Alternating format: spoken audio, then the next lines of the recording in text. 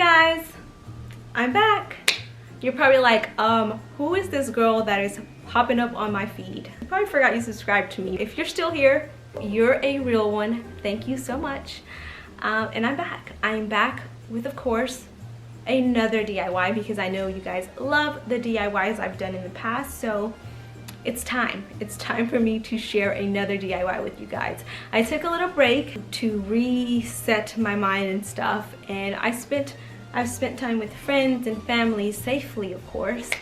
And yeah, I spent time with my boyfriend. We've done a lot of outdoor activities like hikes, and I spent a lot of time at the lake, especially during the warmer days. I got into some painting.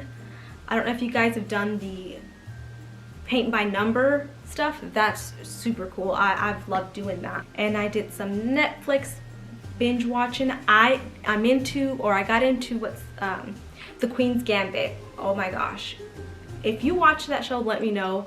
Another show, if anyone's watched All American, the new season comes out next month and your girl is ready for that. I love that show. So if you have any suggestions on what shows I can binge watch that are really good on Netflix, let me know. Comment down below. I would love to check those out. But I'm back and thankful for the people in my life that constantly support and encourage me to come back on YouTube and film. My boyfriend is always encouraging me. So thank you, babe. Shout out to you for your constant support and encouragement. I appreciate you. And my sisters and my family and friends, I love all you guys. And today I am sharing with you guys a DIY TV frame. I don't know if you guys have seen the Samsung frame TV. Really nice TV, really nice. But I have a flat screen TV that works perfect, and I want to spice it up, and I did so. I've seen actually a couple people create a frame for their TV, so I was like, I'm gonna give this a shot. I can do this. The way I did it, really simple and very affordable, so I hope that this inspires and encourages you. Cool part about this is that you can display art on your TV.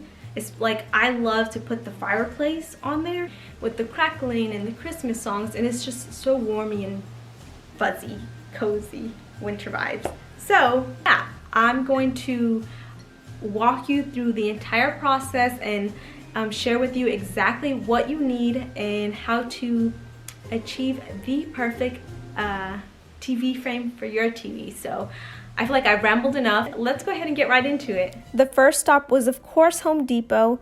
I went straight to the trim section and I ended up picking this exact trim. This was the embossed trim. There were so many options to choose from, but this is the one that I liked the most and went with that one. Here I am measuring. I took measurements from the TV and wanted to mark exactly where I needed to cut, and I ended up adding on about 3-4 inches to each trim before I cut it, because I wanted to cut these at the Home Depot so that when I got home I just had to do the angled cuts. You'll want to leave extra room for when you're doing your angle cuts so that there is enough space and it fits your TV frame perfectly. Here we have the pieces that I cut at Home Depot, and I am laying them out to get a visual on how the frame will look. The first step was to measure and mark for the angled cuts. I did this by taking each piece and placing it alongside of the TV and marked exactly where the angled corner was on my TV.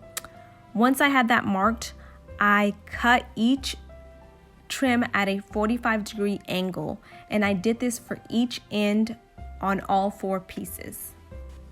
Also, for those who may be wondering, I am using a miter box, which is a complete game changer. It is perfect for doing trim corner cuts, and it has the 45-degree angle slots and the different angles that you can cut, so it's fairly easy for me to go ahead and do that. And it comes with these pins that you can use to hold the trim in place, or whatever is it that you're cutting. It holds it in place so that you can effectively cut. And this is from Home Depot. They're fairly cheap, so I will link it down below in case you're interested in getting one.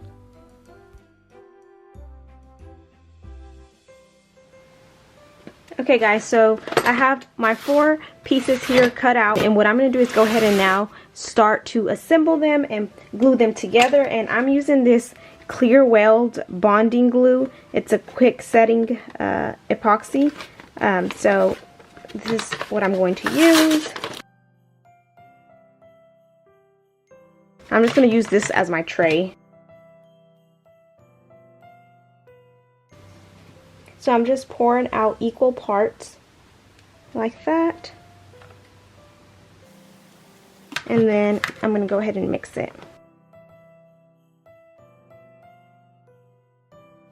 Okay, so another thing that I'm going to be using for this DIY project is this corner clamp that I bought at Home Depot. And this is just going to help me when I do the glue on here to clamp these together and help them dry. So I would recommend you guys getting one of these if you do this. Just need a thin layer like that. And I'll put a little bit on the other side.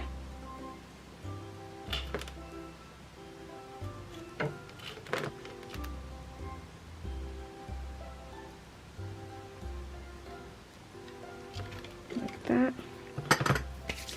And then we're going to grab our clamp, put those right here like so. Make sure they're together. Okay, so here's the trim clamped together. It says that it's a quick like 5-minute setting, but I'm gonna let it sit for 30 to maybe an hour. And after that's finished drying, I will go in with this wood filler. I got this in the walnut shade, and I'm going to go in on, as you guys can see here, that we need to fill in to give it that nice clean look. So I'll be back once that's dry.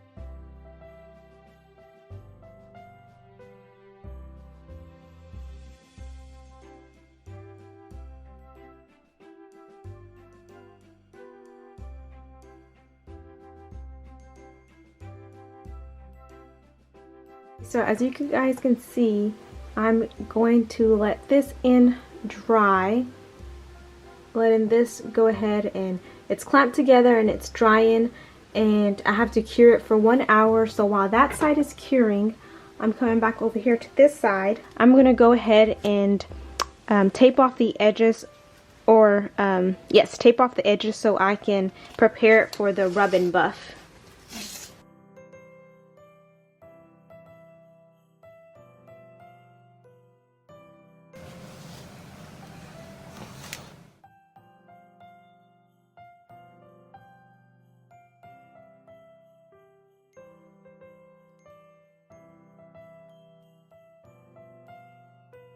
So for the detailing in the trim, I'm going in with this rub and buff. It's in the antique gold, and you really just need a little bit, because a little bit goes a long way. And I'm just grabbing a cloth and dabbing that into the trim.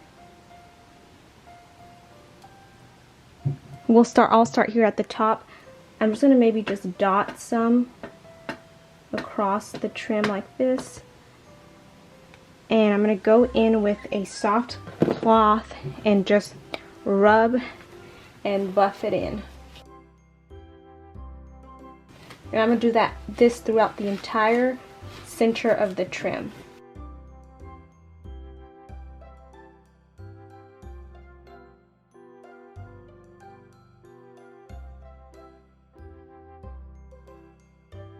Okay guys, so I have the trim complete. I let it sit, the corners completely dried, the wax dried, so this is what it's looking like. I love the details. That's a little bit blurry. So now I'm going to figure out how to help this stay up onto the TV, and I also want it to be easy to remove, that I can take it off, you know, in case I want to. So I cut these two blocks of wood. They're about 6 inches each, and what I'm thinking, let me bring you in close, is obviously the back. In the middle of the trim, I am gluing with just some regular wood glue one of these blocks right in the center, like so, and that way when I put it, I can just hang it on top of the TV. But I also, with the other one, I'm gonna make like an L shape to this, And I'm just going to glue these pieces together, and that way when I hook it on, lay it on top of the TV, it also, the back block will keep it from sliding out. I'm first going to start off by measuring the length of this. It's 30, so we're going to do 15, so I can get the right in the center of this and put that block here. And I'm going to put it all the way to the top and go ahead and glue that down.